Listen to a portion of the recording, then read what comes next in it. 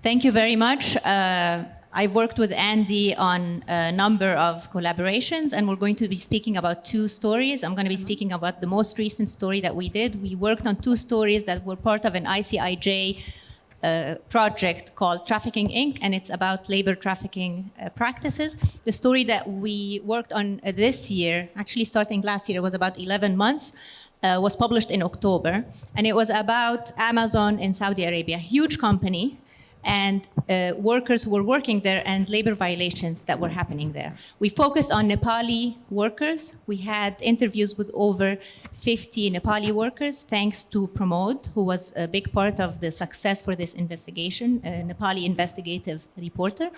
And we found out through these interviews that there were lots of violations, starting with the workers paying for recruitment fees in Nepal, being told that they were going to work directly for Amazon, and then ending up when they land in Saudi Arabia, finding out that they have to work through a labor supply company, to accommodations. We had a lot of documentation, pictures and videos, accommodations that were really bad, not having often drinking water. And it goes as bad as being stuck in Saudi Arabia, not being able to leave the country. Even after they were fired, they had no income, and yet the company was asking them to pay money in order to be able to go back to Saudi Arabia. I'm going to talk about why the title of this session is how to build bridges. Yesterday we had one session that was focused about why investigations fall apart, and today we're going to talk about why investigations actually work. And I have to start by giving Andy a lot of credit. A lot of us, Arab journalists and Arab media organizations, when we work with Western organizations, sometimes we feel that the Western journalists come to us from a perspective of just wanting us to do the stuff that's related to like speaking Arabic or to access to sources. But from the start, from our first investigation, which Andy's going to be talking about, Andy treated us as equals. And we were involved in everything, all the interviews, even the ones that really did not require speaking Arabic and did not require having knowledge about the region. And I think that this made a lot of difference, and thank you, Andy, for working us in this way. Another thing is that all the people involved, and I have to mention some names here, Pramod, of course, also Tanka, who might be in the audience here today, our research team at ARIJ, Iman, and our intern, Mara. There was like a lot of chemistry between all the people involved in working on this investigation. There was, as we were talking yesterday, radical sharing. All the emails, all the spreadsheets, they were all shared by everyone at all times. There was also lots of flexibility. We had a lot of challenges because of the time difference with Nepal. We were filming there for 2 days, and we were both like up in the middle of the night following up the filming and adding questions and so on. In addition to that, we had if you've attended yesterday's session, we had a project manager. We had ICIJ and Mike Hudson, who I have to also thank and credit for the success of those stories, who was, there was a good balance between not being too strict that it stifles the investigation, but at the same time being there to back us and support us and mediate if there is a reason. So finally, as you can notice, like a lot of what I mentioned as reasons for the success have to do with people. I feel like the people were dedicated, they were hardworking, there was like good communication between all of us, and that's why I feel that it worked well.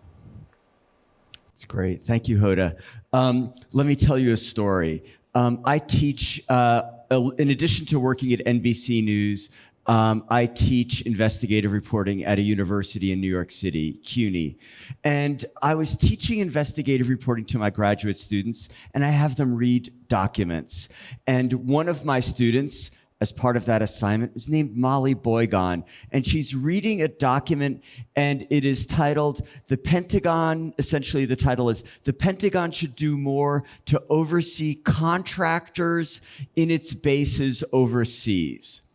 About as boring a title as you could imagine for a report. What does it even mean?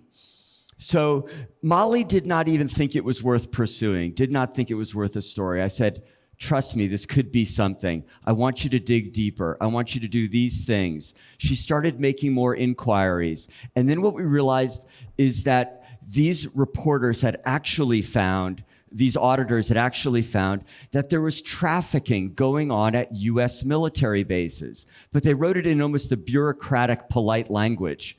We're like, well, this is real news.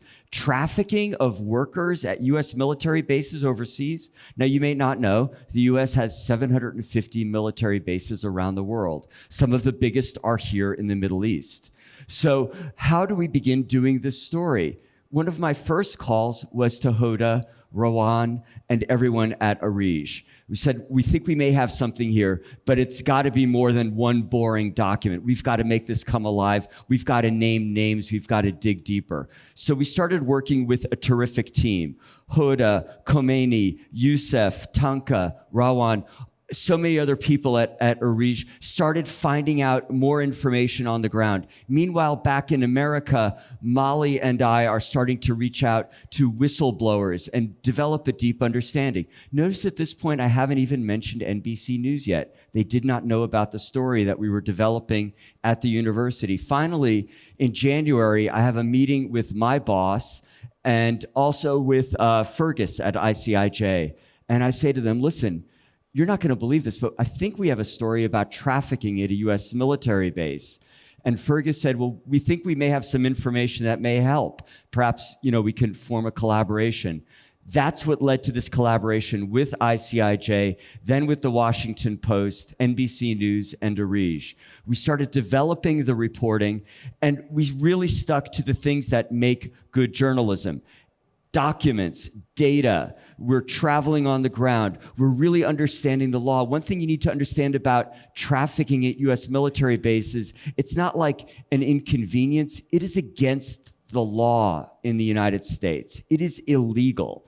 So we start being able to name names of companies, dozens of companies trafficking workers, the workers that you see in the cafeteria lines giving the food to soldiers, the workers who are repairing and cleaning the military bases.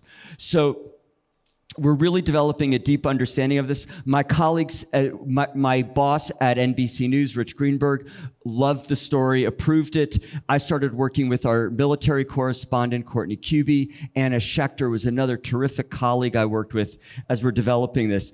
Constant communication, like Hoda was saying. We were talking regularly. I'm sure she's sometimes sick of seeing a phone call coming from me. Being aware of security, looking at using Signal, trying to be aware of everyone's security needs, but always dedicated to telling this story in the biggest way possible. So finally, on October 27th of last year, we're all publishing in the Washington Post, on NBC News, on our digital platforms, in Arabic, in about 7 or 8 news sites in the MENA region. So important to be able to tell this story.